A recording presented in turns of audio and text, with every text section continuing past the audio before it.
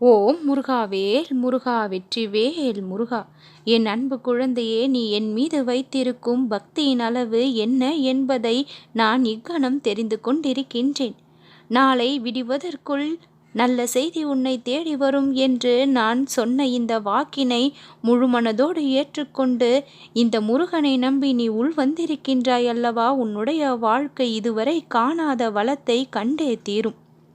நீ எந்த அளவிற்கு என் மீது பக்தியையும் நம்பிக்கையையும் விதைத்திருக்கின்றாயோ அந்த அளவிற்கு உன்னுடைய வாழ்க்கையில் உன்னுடைய உயரம் ஓங்கி வளர்ந்து நிற்கும்.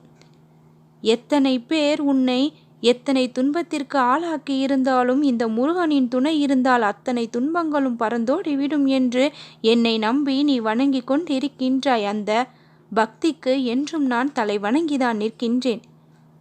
உன்னுடைய பக்தியாலும் வழிபாட்டாலும் மனதிற்குள் நீ என்னுடைய பெயரை சொல்லி கொண்டிருக்கும் அத்தனை விஷயங்களையும் பார்த்து மெய்சிலிர்த்து போய்தான் உன்னை தேடி வந்தும் இருக்கின்றேன். இப்படி பல நல்ல குணங்களை நல்ல விஷயங்களை உன்னுடைய வாழ்க்கையில் நீ பெற்றிருந்தும் உன் வாழ்க்கை ஏன் இப்படி சுகமில்லாமல் இருக்கின்றது என்று உன் மனம் படும் வேதனை என்பது அளவில்லாதது. அளவில்லாத இன்பத்தை அள்ளி அள்ளி கொடுக்க என்னுடைய கரங்கள் தயாராக உன்னுடைய வாழ்வை நோக்கி வந்து விட்டது.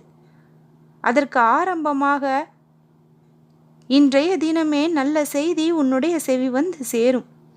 என் அன்பு குழந்தையே, எந்த ஒரு நல்ல செய்தி நல்ல விஷயம் கிடைக்க வேண்டும் நடக்க வேண்டும் என்று ஆசைப்பட்டு காத்திருக்கின்றாயோ அந்த நல்ல செய்தியை உன்னுடைய செவி வந்து சேர்ப்பேன். உன் மனம் திருப்தி அடையக்கூடிய வகையில் நல்ல நிகழ்வுகள் எல்லாம் நடக்கும். எது ஒன்று முடிவுக்கு வர வேண்டும் என்று நொடிக்கு நொடி நினைத்து வேதனைப்பட்டு கொண்டிருந்தாயோ அந்த வேதனையை தீர்க்க இந்த முருகன் வந்து விட்டேன். உன் சோதனை காலத்தை முடித்து வைக்க இந்த முருகன் முடிவெடுத்து விட்டேன். எதை செய்து கொடுத்து உன் மனதை குளிர்விக்க வேண்டும் என்று இந்த முருகனுக்கு தெரியும். உனது பக்தியும் நீ என் மீது கொண்ட நம்பிக்கையும் எவ்வளவு ஆழம் என்று இந்த முருகன் அறிந்துதான் இருக்கின்றேன். நீ இத்தனை வருடங்கள் பட்ட பாடுகளுக்கு எல்லாம் பதிலாக அத்தனை பாடுகளுக்கும் ஈடாக நான் உனக்கு சந்தோஷங்களை அள்ளி கொடுக்க வந்து விட்டேன்.